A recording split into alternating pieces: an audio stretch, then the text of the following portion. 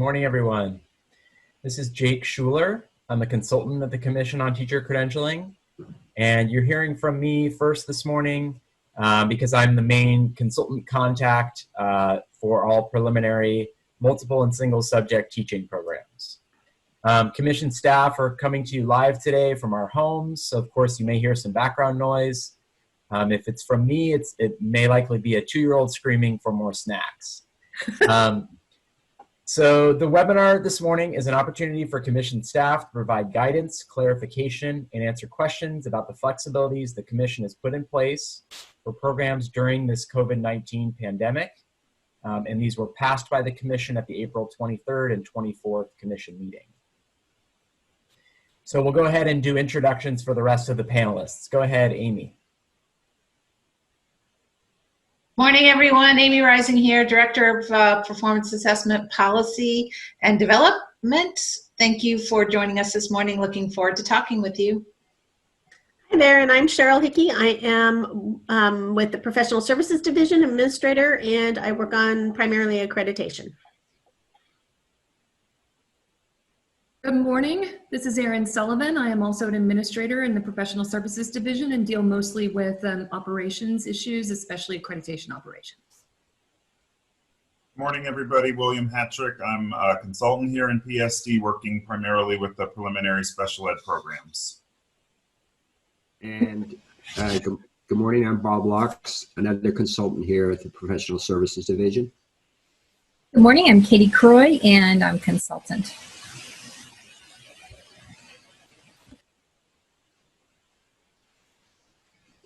Jake Schuler again, and then Sarah. Good morning, Sarah Solari. I'm also a consultant in the Professional Services Division dealing with special education and induction. And good morning, everyone. Happy Monday. I'm Ing Lindsay, and I'm a manager over in the Certification Division.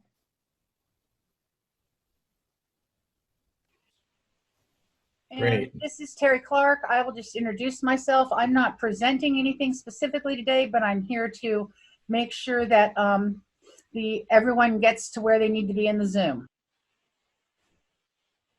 Good morning. Right. Let me just jump in too quickly. Yeah, Jake, please. Mary Vixie Sandy. I'm the Executive Director. Welcome, everyone. Looking forward to a good presentation and discussion of issues. Thanks. Thanks, Mary. Again, thanks everyone for your patience. Before I go through these norms, at the bottom of each slide, you'll see again a reminder that the webinar is being recorded and will be posted to the Commission's webpage. There'll also be a posted list of Q&A questions that are not specifically answered, and even those that are, there'll be a document posted. So look for those on our website after the webinar in a few days. So the norms for this morning, as we've talked about a little bit, your microphone has been muted upon arrival. Should you need to be called on, the moderator will be able to unmute your microphone. Please use the question and answer feature, which today is actually the chat feature. So you can enter chat in there and we will try to answer those as we go. Number 3, keep your questions to a general focus rather than specific candidate things. So we want to make sure that you understand that everyone on this webinar, almost 400 folks are hearing things, so please don't get specific about candidates. Number 4, please, as much as you can, avoid multitasking so that you can hear everything that's presented. And please honor time for both participants and presenters. Here's the agenda for today. So after I finish, we'll talk a bit about the basic skills requirement, the extensions and renewals of credentials. That's when you'll hear from Ing from our certification division. You'll also hear about the program sponsor variable term waiver option that the Commission has put in place.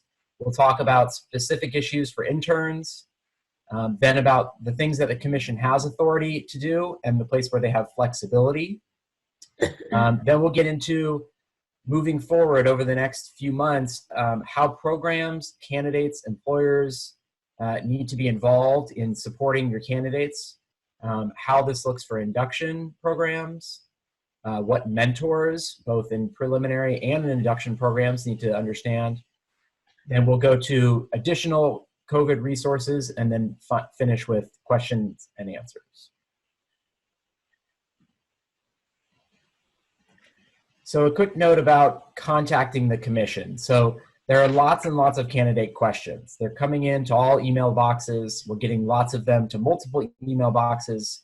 Our approach is that we're making sure that candidates understand to contact their programs first and to take their guidance from programs. So the CTC's webpage has quite a few resources up. It's, again, on the main CTC webpage at the top. There's a green ribbon, which you can link to all of the resources.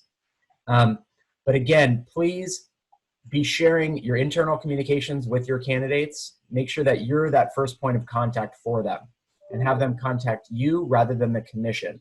We're making sure that we don't give them information that doesn't conflict with the guidance that you are giving them.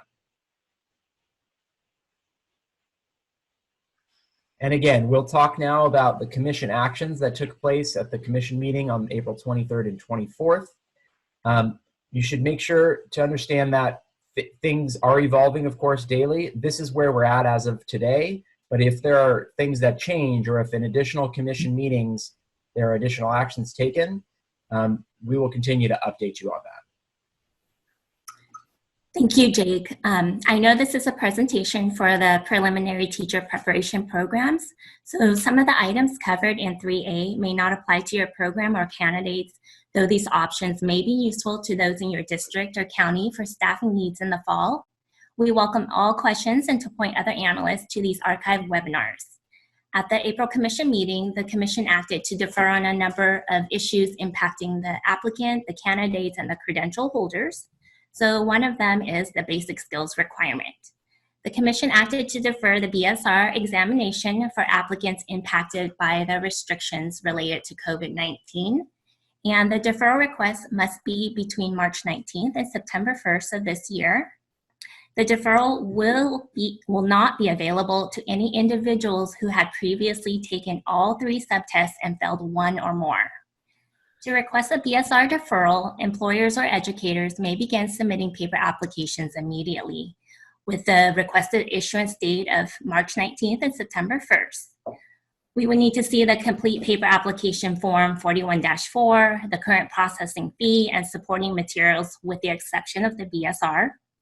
Program sponsors that are enrolling candidates who need the deferral of CBES would submit a notice in writing via email to credentials@ctc.ca.gov.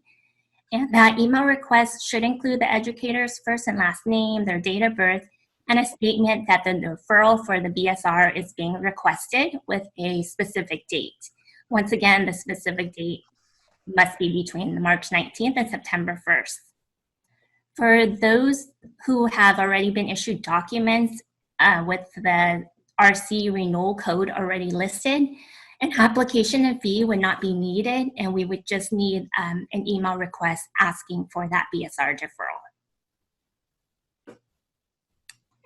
Can we go ahead and move on to the next slide? Thank you. We will be discussing extensions and renewals of credentials. Applicants are able to use the COVID-19 as a good cause for requesting an extension of time to complete the requirements.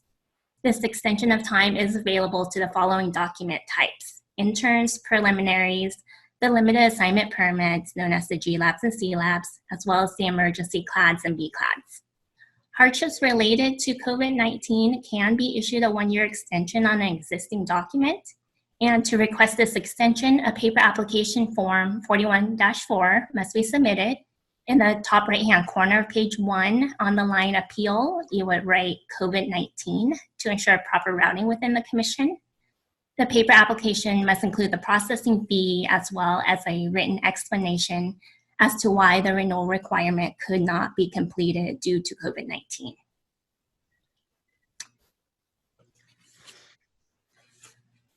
Credentials and permits not eligible for extensions. The Commission authorized the renewal of clear teaching credentials where the holder was unable to renew for timely renewal due to the health and safety restrictions related to COVID-19. And these clear credentials include the multiple single subjects, education specialists, clear technical, and adult education credentials. Clear credential holders only need to maintain fingerprint clearance. There are no renewal requirements to extend. Eligible clear credentials may submit a paper application form 41-4, processing fee, and a verification letter stating that they were unable to renew due to COVID-19 restrictions. The renewal will be for 5 years without having a lapse in validity. Employers are encouraged to speak to their credential holder to ensure that those who hold clear credentials are aware of this option. And under this option, employers will not have to submit a validation of services request, and the credential holders should not go online to renew their clear credential. And next slide. Program sponsor variable term waiver. The Commission voted in favor of authorizing a new variable term waiver called the PSVTW. This is only available to credential candidates who are target to complete a Commission-approved program between March 19th and September 1st. The candidate must meet the following eligibility criteria. They have to make appropriate progress towards completion, complete program by September 1st of this year, and they were unable to complete one or more of the following: clinical practice hours, their coursework, exams, or performance assessments. Additionally, there is that possibility for a program sponsor waiver to be renewed for an additional year if appropriate progress has been made. So what is the PSVTW? Excuse me. This is a new variable term waiver that program sponsors can apply for on behalf of their candidate who meet the eligibility requirements as stated in the previous slide. The program sponsor waiver should be considered as an option for candidates after the completion of the spring or summer 2020 term. The program sponsor waiver application will be made available starting June 1st.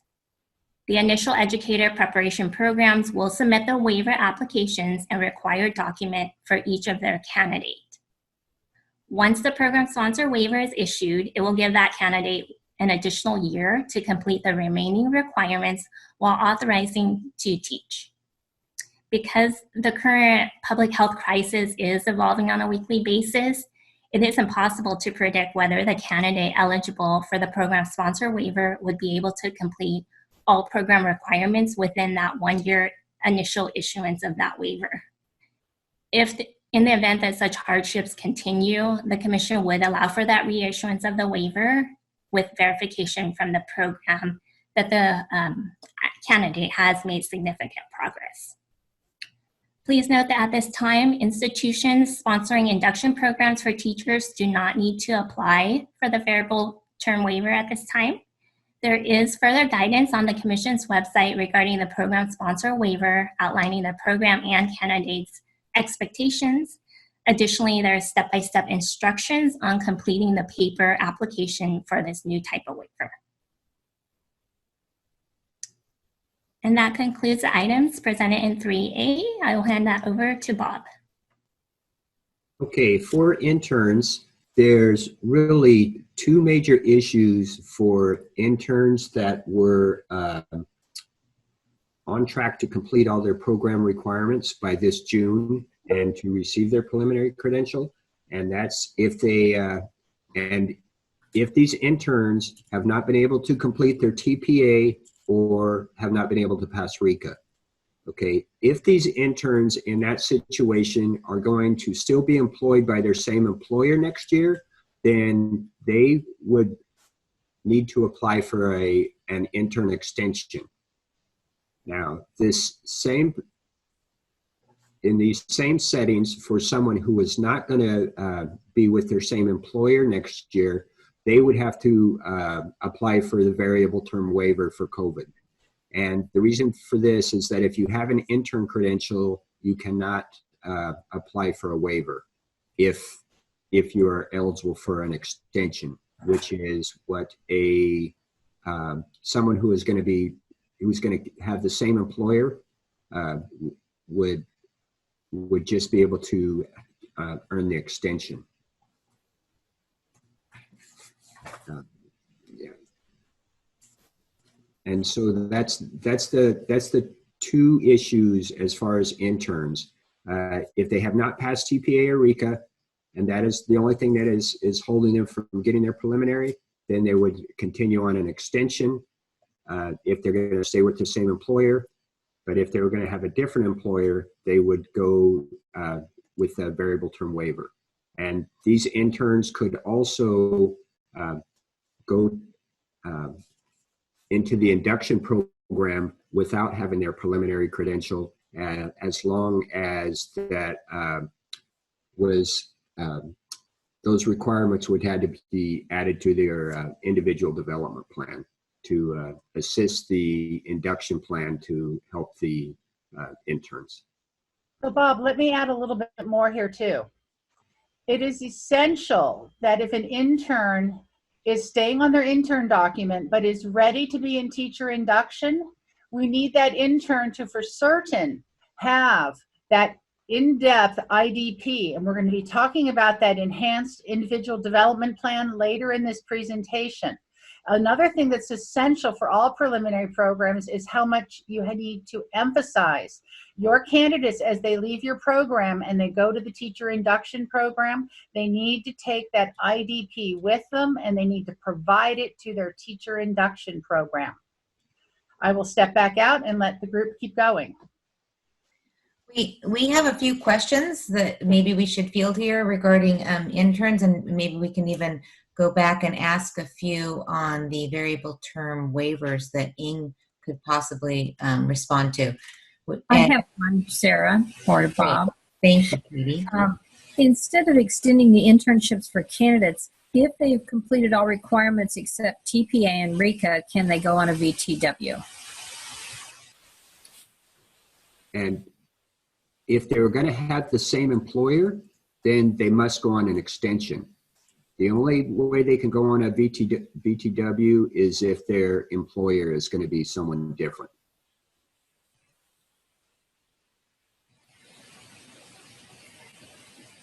All right, and here's another one. If I can go back to it, hang on.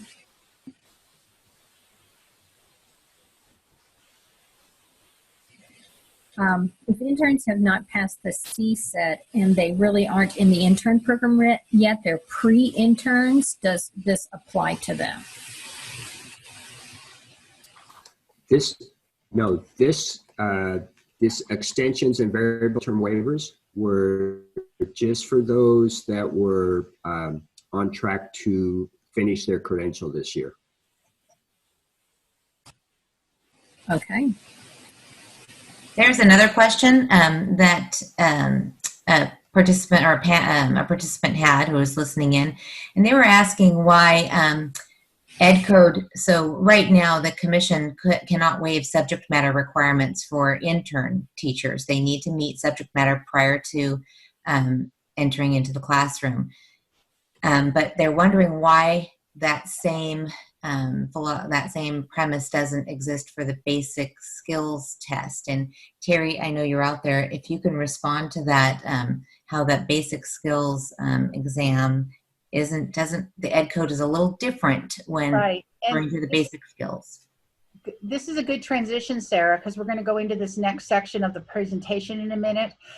The credential requirements, I explain it as they're like an onion. There's a number of layers, and some of these layers were put in place by the legislature and they're in the Ed Code. Some of the layers were put in place by the commission and they're in Title V regulations, and that also can't be waived by the commission. And some of them are put in place by program standards, which the commission can waive.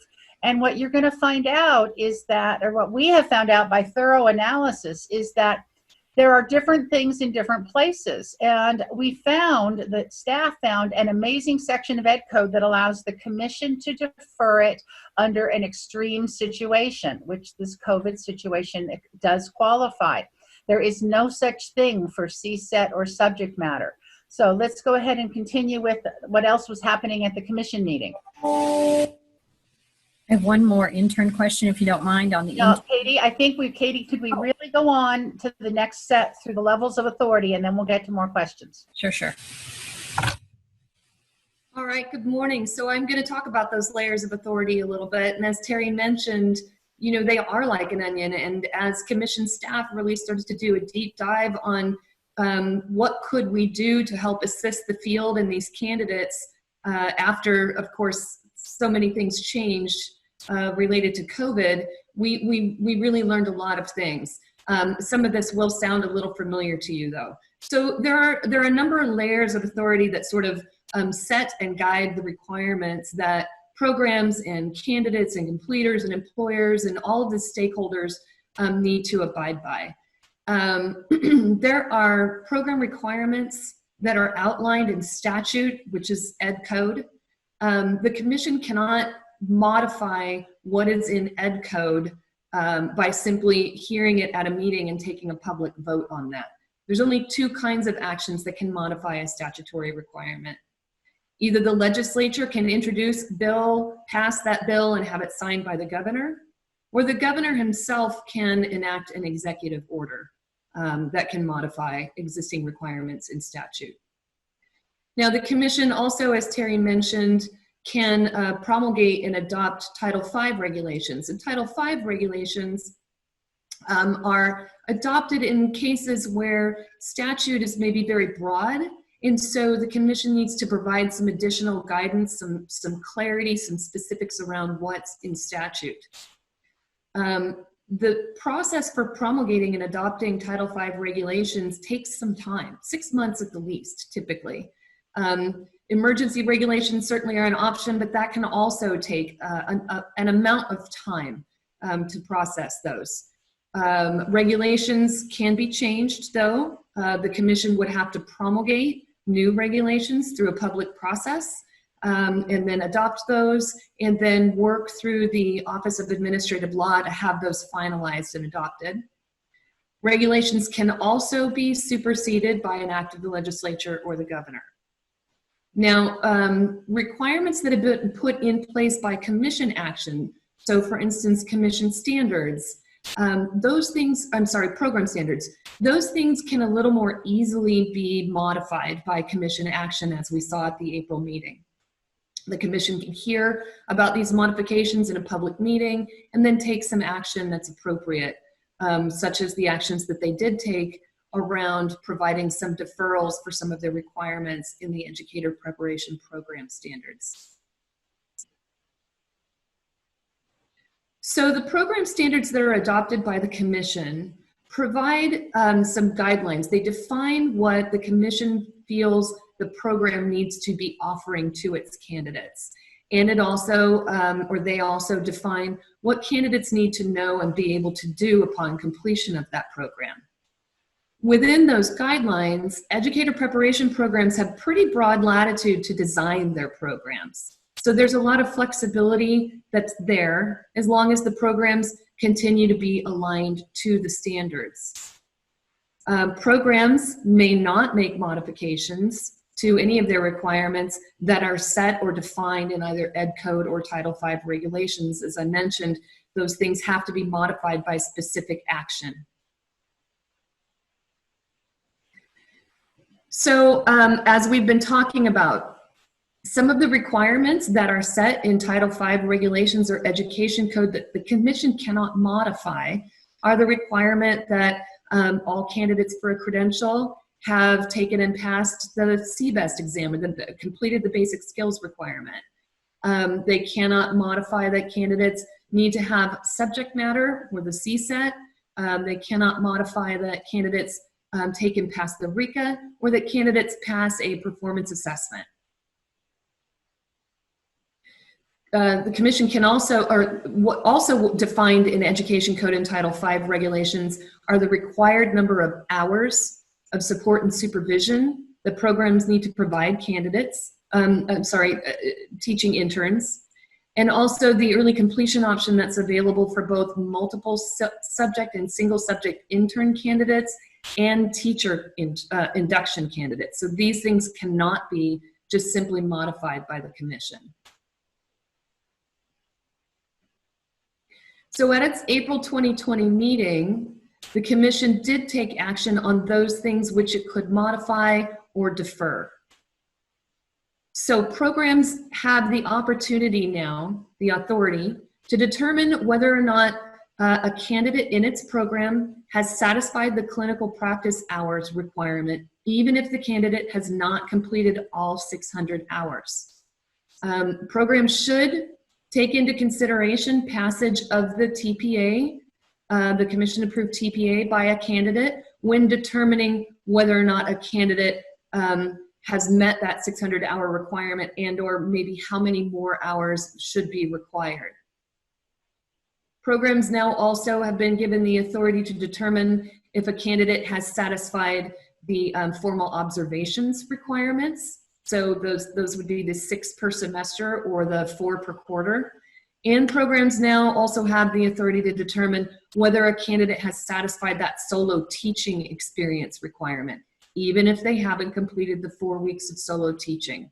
So in all of these cases, programs are really going to be kind of doing a candidate by candidate assessment, and that TPA, a candidate's performance on the TPA, can really be helpful in making determinations about where the candidate is in terms of their clinical practice and their solo teaching, et cetera.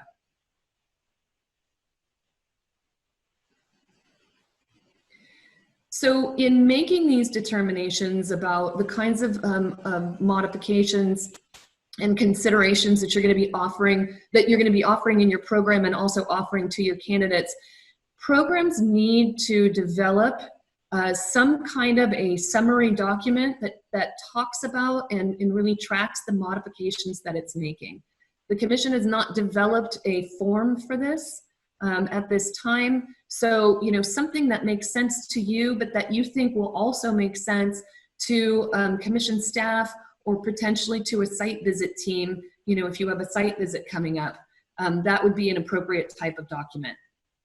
Do make sure that any modifications that you're making are still aligned with the Commission adopted program standard, but also, of course, keeping in mind the deferral that the Commission has offered around these COVID-19 flexibilities. And also, as I mentioned, do make sure that you keep the document up to date and that you retain it somewhere so that it can be available for review in future, maybe you've got program review coming up or you've got a site visit coming up. And I see that Terry just jumped in. So Terry, did you have some things to add?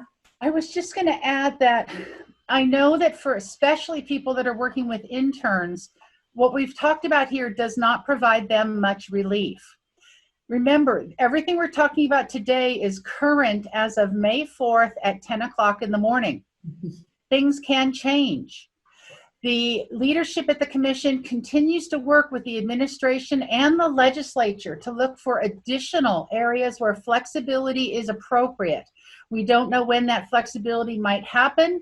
That's one of the reasons, as you heard about the program sponsor VTW, those aren't going to be recommended for until June 1st because something else may happen in the month of May. So we do know that the intern issues are big issues, but those are in Ed Code. Interns by Ed Code must satisfy both basic skills and subject matter prior to getting an intern credential. Yeah, exactly, Terry. Thank you. And I also want to clarify, a lot of these decisions are made because there were candidates that were in process at the time that schools and programs and everything shut down. So when we're talking about candidates, we're talking about folks who were sort of on track toward completion of a program, of their credential program requirements, as of March 19, when that executive order came down, and by that September 1, 2020 date that Ing referenced during her presentation time. I have one more thing, and then I'm going to mute and turn off my camera again. A couple people have mentioned it's really hard to follow the chat and the audio and the video. Please only enter questions in the chat if you have them. Don't try to monitor the chat for responses. Please pay attention to what staff is sharing and the PowerPoint they're sharing. The chat Q&A will be posted, and I'll even commit by the end of the day, Wednesday, and you'll be able to reference all the questions and all the responses. Yeah, great. Thanks, Terry. We know this is hard. We know this is hard. Just stay with us. We'll get there. That actually ends my portion of the presentation, so I'll pass that back. All right, for special education programs, currently with the standards, there is no set number of hours required for clinical practice. However, the standards do say that a candidate has to have sufficiently broad experiences with students across the disability categories, the grade levels, and the variety of settings. The commission approved allowing programs to determine if the candidate has had that sufficient experience across grade levels and settings and working with students in the various disability categories authorized by their credential. And this modification, again, would be noted on that candidate's individual development plan, which is developed by the preliminary program with the candidate, and that the candidate can then provide to their employer and take with them onto their induction program. So that is the flexibility that our preliminary ed specialist programs have for their candidates with clinical practice. Okay, and I know you've heard this a couple of times, but at the most recent commission meeting, the commission did waive the requirement for candidates to have met the subject matter requirement prior to beginning whole class daily instruction. So what does this mean for candidates and preliminary preparation programs? Well, essentially, candidates who were supposed to start their student teaching this summer, fall, or even this winter will not have to meet the subject matter requirement prior to beginning their whole class daily instruction. This does not mean that the subject matter requirement has been waived entirely for candidates. Candidates will still have to meet the subject matter requirement prior to being recommended for their preliminary credential. This will allow for candidates to continue on with their preparation program with as little interruption as possible, since we have had a disruption in the testing service availability. Now, with respect to intern candidates, as you've heard, at this point in time, the commission does not have the authority to allow interns to begin without subject matter. This is in Ed Code and in regulations, so the commission cannot change Ed Code or the regulations. The best we can say right now, as you've heard from Terry, is that the commission leadership is still in conversation with the legislature, and change may still happen, but we just don't know when or if this will happen. And Terry also mentioned the individual development plan, which is on our next slide. And so given these unique circumstances that the COVID-19 pandemic has created, the creation of the individual development plan will be critical to a candidate's success.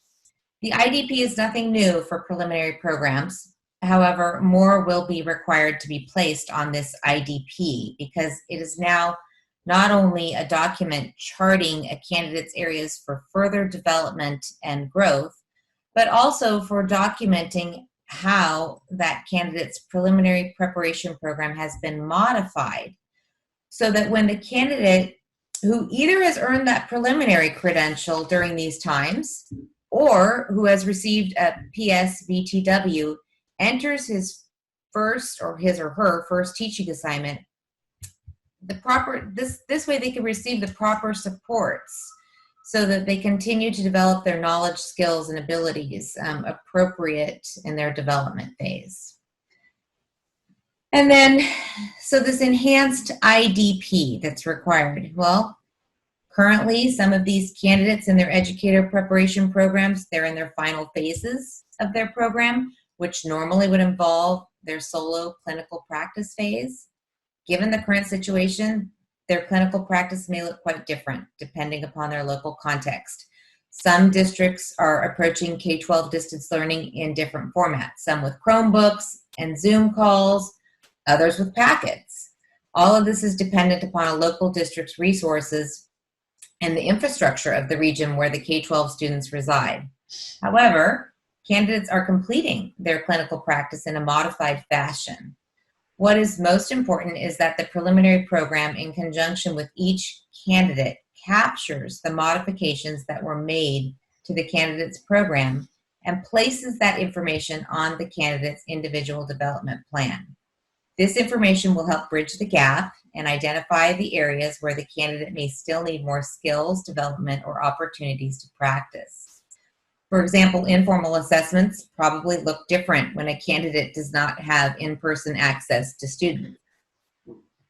This documentation on the IDP from the preliminary program serves to provide information to the employer, who most often is the induction program, so that once the candidate is employed, the candidate can be properly supported to complete any remaining items from the preliminary program while beginning their first year of teaching. Okay, so you know, the situation has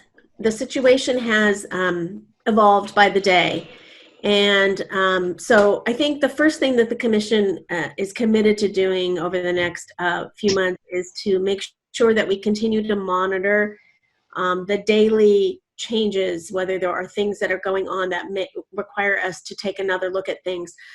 Terry and Sarah have both explained that the commission at its April 23rd, 24th meeting, they were really clear. Our chair, Tina Sloan, said, you know, this is where we are at this point in time.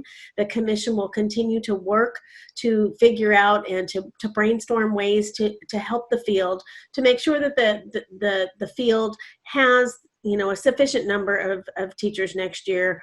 We know that summer school is going to be impacted. We don't know what's going to happen in the fall. So we are continuing to work with the governor's office and the legislature with local school districts to figure out where we go next. But you have our word that we will continue to try to make sure that we communicate what we know when we know it. We will maintain our webpage, which I'm sure all of you are familiar with by now, with updated information, with the FAQs, and we will definitely, you know, take the questions we get today and try to add those to the FAQs that are in the webpage as well, and to really try to hone in on some questions and to problem solve with all of you. We will continue to do the webinars. We're not at the end of this, but we'll continue to do the webinars. Amy and her group will definitely provide lots of support for performance assessment. And we will continue to respond to any questions that we get from program leadership. As we said at the beginning, as we get candidate questions, we will typically send those back to you all as at the institution to respond to. But we will definitely take your questions and try to be as timely as we can. The other thing that we are committed to doing is making sure that our employers know what this program sponsor VTW is and what it means in the field, that these are candidates that were almost done. Had it not been for this COVID situation, they would be finishing right about now, many of them. And so we want them to understand, you know, what they're allowed to do, what the limitations are, and what kind of support they're going to need over the following months in order to finish up and get their preliminary credentials. All right, Amy? Thanks, Cheryl. So we just wanted to go on and share some more around supports from preliminary programs to candidates. And so we recommend that preliminary programs develop and share with candidates their plan for how they are going to provide support. So a few thoughts for you to consider. We would like you to perhaps identify a faculty member or a supervisor or perhaps several who will hold in-person or virtual hours at least bi-weekly for candidates that have questions about the performance assessment. And, you know, in particular for those questions that are in relation to the program. So that's one option.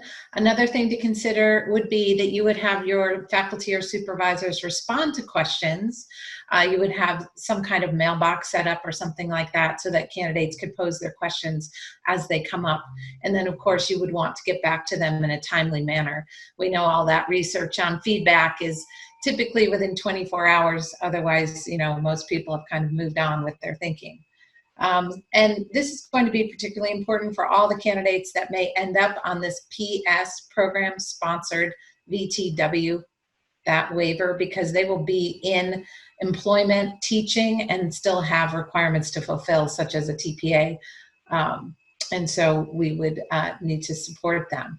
And so we'd like you to provide access, perhaps in some way that may be different than you have in the past to your credential analyst, because of course as the program you still need to apply on behalf of that candidate once they fulfill their requirements for that preliminary credential. So your candidates, this is a paper application, but your candidate needs to work with your credential analyst to complete that application. There are places they need to provide their signature and what have you so that that can get handled expeditiously. And then finally, technology. We all have to be using our technology, and we can use it in so many ways to provide support by setting up professional learning communities and having ways for candidates to interact synchronously or asynchronously with you, the program, with faculty, with supervising teachers, but really also with each other so that they can provide that peer-to-peer support and review and all of that kind of feedback that candidates should be getting as they engage in a teaching performance assessment. All right, thank you, Amy. So a little overview of what preliminary programs need to do with those folks that are on the BTW or anyone that has outstanding requirements for their preliminary program. So maintain a connection to your candidate once they're in that teaching job. Number two, form a connection with their employer and with the induction program so that you understand what requirements they're fulfilling, that you understand what their progress is. Number three, inform the induction program about the modifications to the preliminary program that occurred that then they'll need to help support them get through in that first year. And number four, make sure that IDP, that individual development plan, right, it's outlined in multiple single program standard 6, but it's also going to include this year things that occurred because of the school closures and because of the COVID-19. Ensure that the candidate has knowledge about the TPA. So all of program standard 5, explaining things that need to happen as far as support, those need to continue even once they're out in that first year and on that BTW. So make sure they're registered, make sure they understand instructions, know the rubrics, and are aware of the resources. And as Amy pointed out, having those biweekly contacts or webinars on the TPA will really be helpful.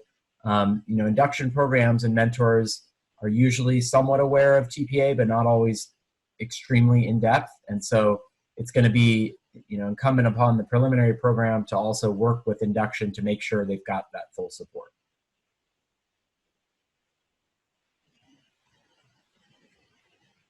Okay, for the education specialist programs, program responsibilities, just making sure that you note those field experience modifications through the candidate's individual development plan so that the induction program can really support each candidate in those areas where they may still need some additional resources in terms of what their credential authorizes those candidates to teach.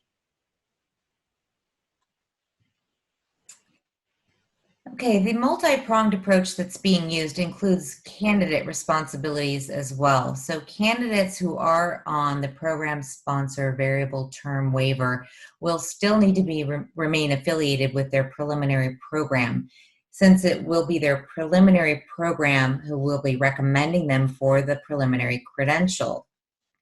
Candidates should be seeking employment, and once employed should enroll in induction. Candidates need to share the IDP with the induction program so that the support that the candidate receives is not only timely, but also targeted to the specific needs of the candidate. Finally, the candidate needs to remain focused on completing the remaining requirements for the preliminary preparation program as they are participating in induction. So it's still the candidate's responsibility to bring that IDP to the employer who will be sponsoring the induction program. And with that, we go to the employer's responsibilities.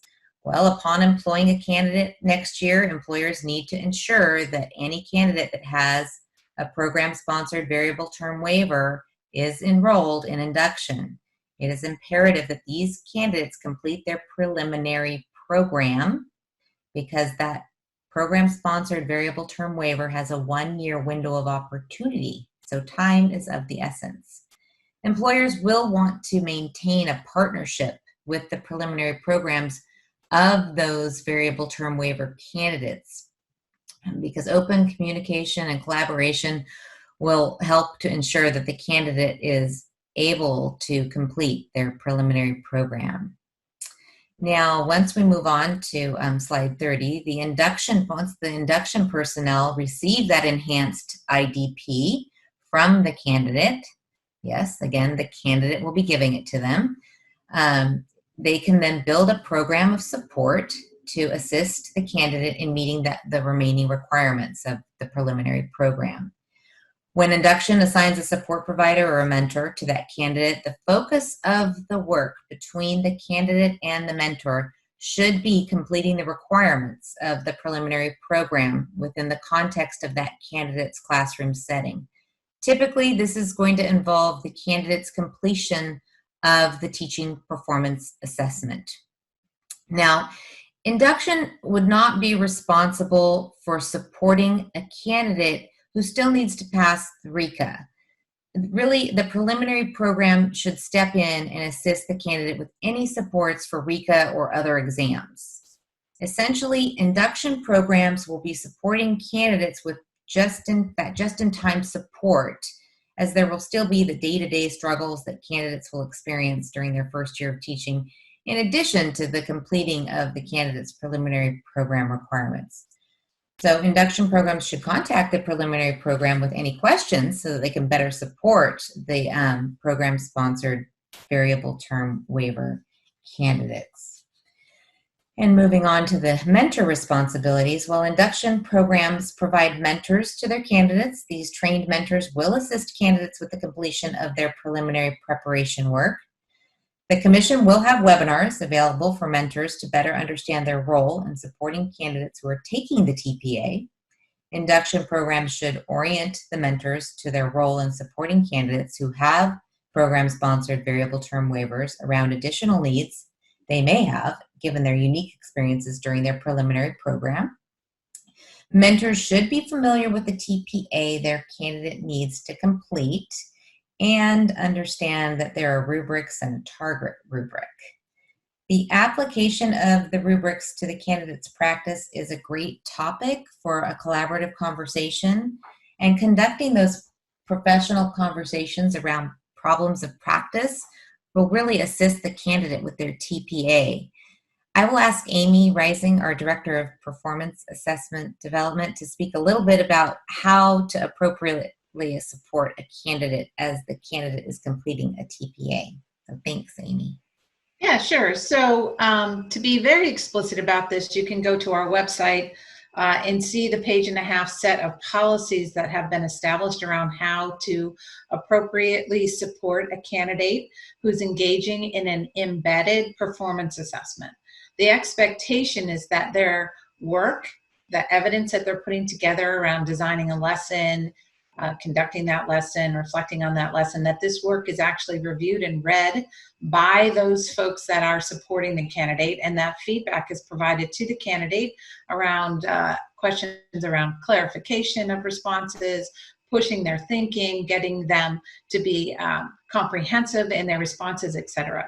And so we would expect that. Also, there have been some questions around support for induction mentors and coaches that are going to step into helping provide some of this support and collaboration with the program. The Commission will provide training for induction on the Cal TPA. You need to check the Ed TPA website to see the supports that they will also be offering for Ed TPA candidates. But really, together between the program and the induction coaches and mentors and the Commission, we will all be doing our part to support these candidates so that they can finish their TPA and get the appropriate support that they need as they move through that process. We all learn best when we learn with an expert other, and so the expert others become the induction coaches and mentors along with the faculty and instructors of teacher prep programs. And so together we will be assisting candidates around thinking about, what is a effective lesson, who are my focus students, how do I support them in instruction on content, and reflecting on that practice. So I know that together we can make this happen, and yes, the Commission will be there to help provide training for induction at no cost.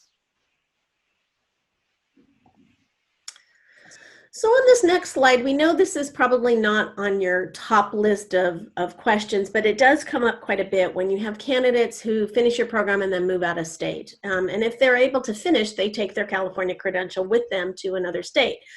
In this case, if you are to have candidates who have not been able to finish due to COVID-19, and they are moving out of state, we really need to just problem solve about that. It's going to be a little tricky.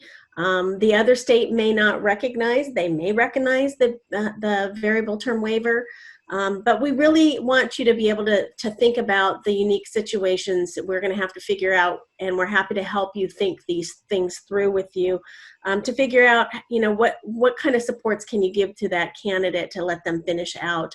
And we know that this isn't top on your list, but it happens, and we want to be able to help those candidates as well as much as we can.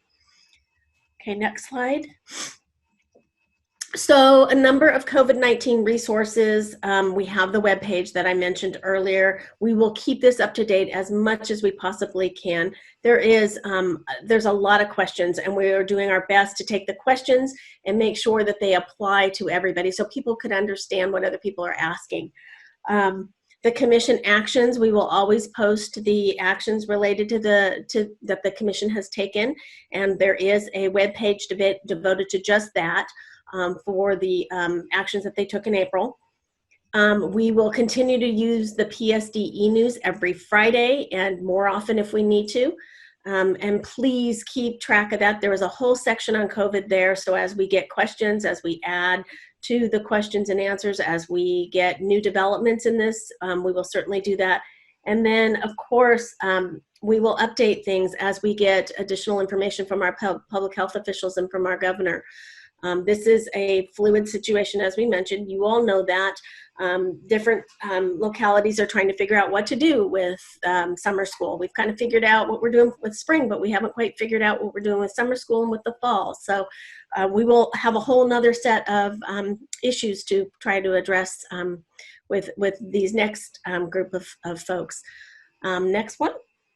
Excuse me, I'm really allergy ridden today. And then of course there are a number of institutions and public agencies that are also issuing some additional COVID information, and the Learning Policy Institute is really an excellent resource for some of this. They have some information. We've provided you some of the links here and we have that available also on our COVID page. So these are some excellent resources, and we are seeing new resources every day for both practitioners as well as educator preparation educators. So please make yourself aware of those. And, we really see ourselves as a whole community at this point in time, helping each other out, trying to figure out, how to get through this really, once in every 100 years. And we are doing our best to try to assist. On the next page are our contact information. PSD info and accreditation are probably our primary sources. PSD info for the broad questions. We are monitoring that all the time, and we will get out the information to the appropriate consultant who can help you. Accreditation, if you have specific accreditation questions. Amy and her crew, performance assessments at ctc.ca.gov. If you have questions about the CalTPA or the APA, or any questions at all about performance assessments. And then we have a new website or a new email address where we have merged multiple and single together, multiple single at ctc.ca.gov. That is brand new, so it's only less than a week old, so please feel free to use that. Jake is monitoring that now. And then special ed, we have our wonderful William and Sarah monitoring this, special education at ctc.ca.gov.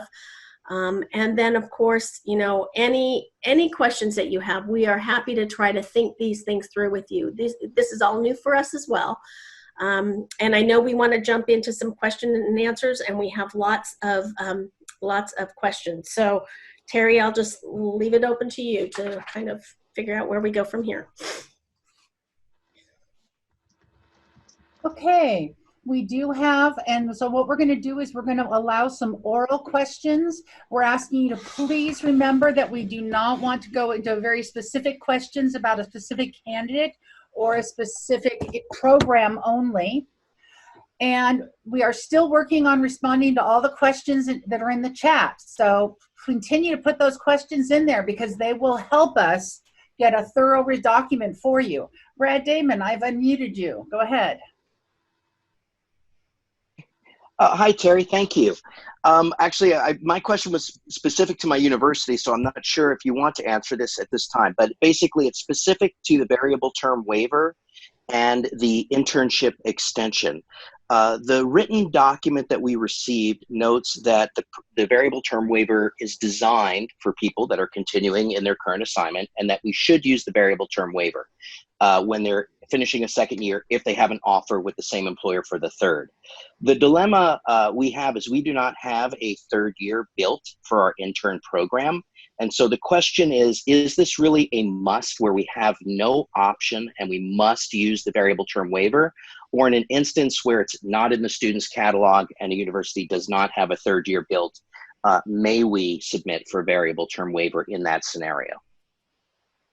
The reason we're suggesting, and I will also invite if Angel or Ing want to say anything else about the variable term waiver. The extension for the intern does not imply that this intern is doing additional or new coursework. The extension is allowing the intern who remains employed with the same LEA to finish the requirements they have not yet completed. So it's not that you need courses available. That's not the issue. Ing or Angel, do you have anything to add to this about what certification wants to be doing with interns? Well, and Terry, real quick, so what about the 144 hours and 45 hours of support in that instance? That is prorated per week. And remember, you can think broadly about what support is. And it is between the employer and the prep program. So the support that a person is getting from their induction mentor, from their grade level planning team while they're employed, from their site administrator is also included in that 144 hours. So it's not that the IHE has to do 144 more hours just because they're on an intern extension. Okay. Understood. Thank you. Anyone else, their hand up? If you raise a hand, we will answer, let you ask your question orally. Linda Henderson, I'm unmuting you.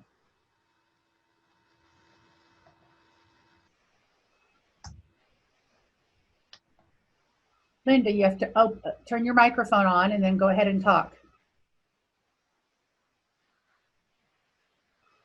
So the university and the employer have a shared responsibility for this 144 hours.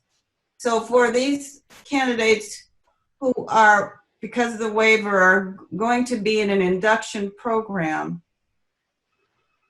what does support look like for those people from the university? Are we just, because they're in the induction program now, would it be just as if in a regular credential program, we're handing them off and we really are not interacting with that candidate when they're in the induction? Or do we have a responsibility? Would it be possible, William, to go back to the preliminary program responsibility page in the PowerPoint? It doesn't matter whether someone is on a PSVTW or on an intern extension. There are still some responsibilities that the program has. Maintain a contact connection to your candidate. Make sure you know where your candidate is employed and that they're in induction. Make sure the induction program knows about any modifications that have occurred with that candidate's program for this year due to COVID, and prepare that in-depth IDP. It really, whether it's an intern on an extension or a PSVTW person, you're doing the exact same thing. And then the slide Amy talked about, where we had some of the ways that the preliminary program can specifically provide that. 24, I think. No? A little further back. Right here, support from the preliminary program. You could hold in-person, which is but more likely virtual office hours. So you could have synchronous office hours from 4 to 5 on Thursdays. You have a supervisor or your TPA coordinator who's online, ready, doing a Zoom like this to hold a meeting. Terry, I think it's helpful to just state very clearly that the induction program is not going to be submitting the recommendation for the preliminary. It's going to still be the preliminary program that recommends the candidate ultimately for the preliminary credential. They may be serving on a VTW, but when they're done, it's still the same preliminary program that recommends that candidate. I think that's really a good point, Cheryl. The preliminary program maintains that responsibility, and you've already taught them about the performance assessment. You've already gone over the rubrics with them. They've done practice things in preparation. But you need to be available to them if they have a question. Thank you. Melissa, I'm unmuting you. Hi, can you hear me? We can. Just to further clarify, in addition to what you said about how the program is supporting the interns when they go on the extension, the 189 hours, do they still have to show that they are getting that support while they're on the extension and in induction? The answer officially is yes, because they're on an intern document and the regulations require that they get those 189 hours. I think you could pretty easily get them a form, and as they document the support they're getting from their grade level or their department people, from their induction mentor, they're going to have those hours very, very easily, because that's what it means to be a colleague and to be working as an educator. And you are going to be available as a preliminary program on an every other week basis, like the slide shows. And so, yes, officially the person does need to still have that support. We expect a person on a PSVTW to be getting the same support too, though. Okay, thank you. And then is the same apply for an intern ECO candidate? Can they still get on the extension? An intern ECO candidate. Bob, help me think about this out loud if you're here. An intern ECO candidate usually is supposed to complete the TPA within the year. So of course this year has been an unusual year. If their internship hasn't expired, they wouldn't need to be on an extension, would they? But if they haven't passed the TPA? Well, they're supposed to attempt it within the first year. And if they have attempted longer, right, that have the second. Got it. Then I guess they stay on their intern, or if needed, I guess an extension. Bob, anything else? Yeah, I think they should be on an extension, because that's the TPA is what's preventing them from finishing it. Virginia, I'm unmuting you. Virginia McMunn. Hi, Terry. Thank you. We just have a question. We want to make sure we understood the statement correctly, that variable term waivers are only available for candidates who are on track to complete between March 15th and September 1st. We have candidates who were on track to complete prior to March 15th, but received news that they either didn't pass EdTPA with their preliminary attempt or RICO with their preliminary attempt, and they were unable to, because wondering if they are. When were you person? Are they going to retake and you were going to recommend them like in June? Exactly right. Then they're between March and September. Okay, even though they completed credential program requirements a while ago and the preliminary failure might indicate that they weren't on track. That's why we wanted to confirm. No, that they are retaking it and they're on track, and you're going to support them and they're going to do better the second time. And nope, that's who this is for.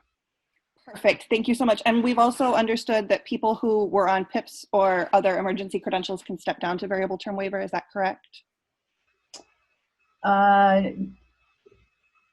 Ing or Angel, do we have you with us still? We have Ing, we don't have Angel.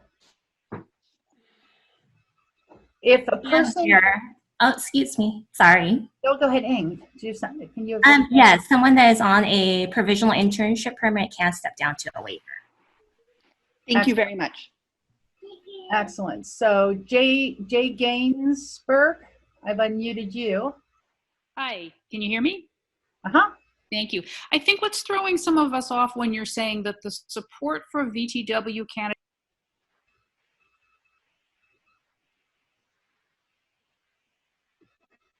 Uh-oh, I think we lost you. Could you raise your hand again so I can get you to the top of the list?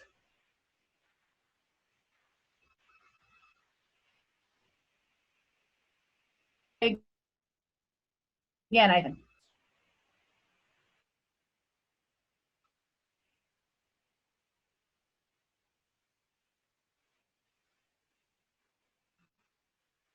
In our program needs to take a class, whereas a VTW candidate would not be enrolled. So I think some of us are getting confused about that. Is it true that an intern on an extension still needs to pay tuition and be enrolled in class, at least one class with us? An intern on an extension needs to be affiliated with you. So they can retain their intern credential even if they're not enrolled and paying tuition? The commission is silent always on who's paying whom what. That's not part of the commission's area of responsibility. So if the stopping block is that enrollment, yes, traditionally an intern is enrolled and traditionally you are monitoring them thoroughly and you're moving them forward. That is true what normally happens. This is not a normal year. Okay, this is very helpful because I think this is why a lot of people are asking, can't the intern switch over to a VTW, because we've been trying to avoid them having to pay more tuition. That's why you're getting a lot of questions about even if they're staying with the same employer. If they don't have to be enrolled in our program, then that's very different. But they have to be affiliated.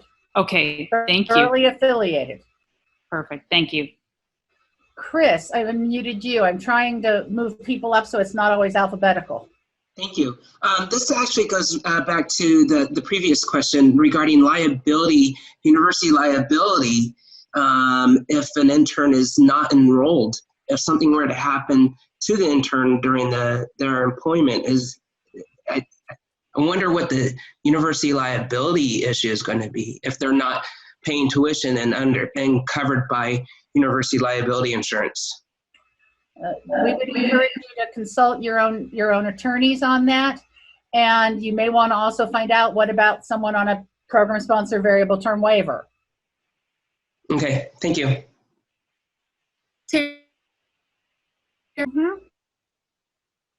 Have to answer earlier, and somebody on a bound to the, she said yes.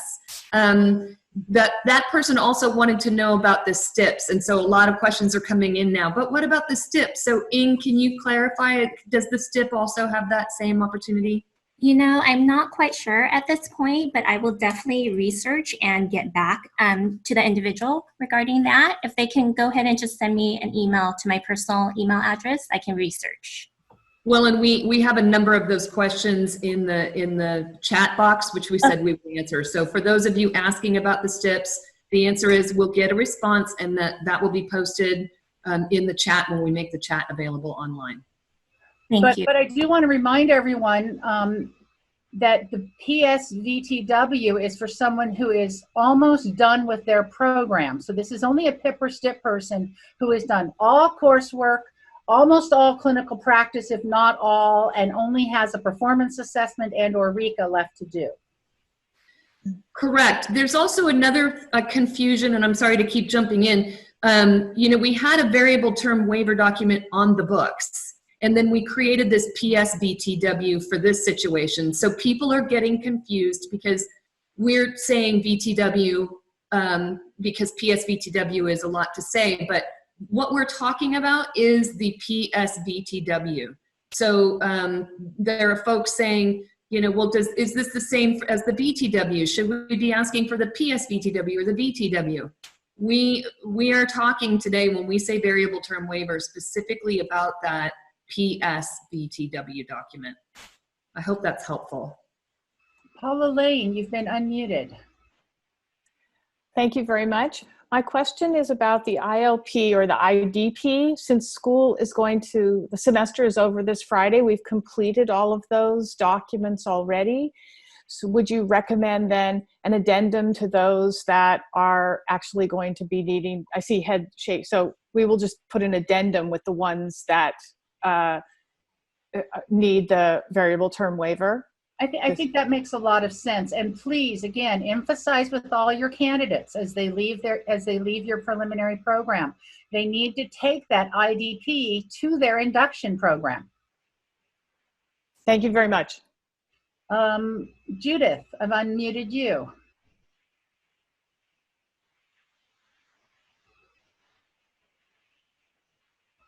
Judith?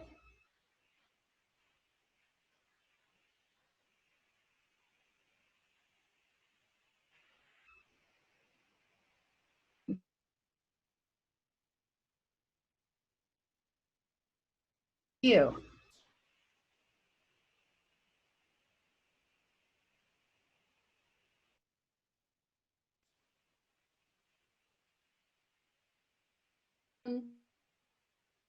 They have 5 for the CSET, and he has not had the opportunity to take that test. He normally would have taken it at the end of March. Does the PSVTW allow for the bilingual added with that missed CSET? And if not, yes. Yes, it does.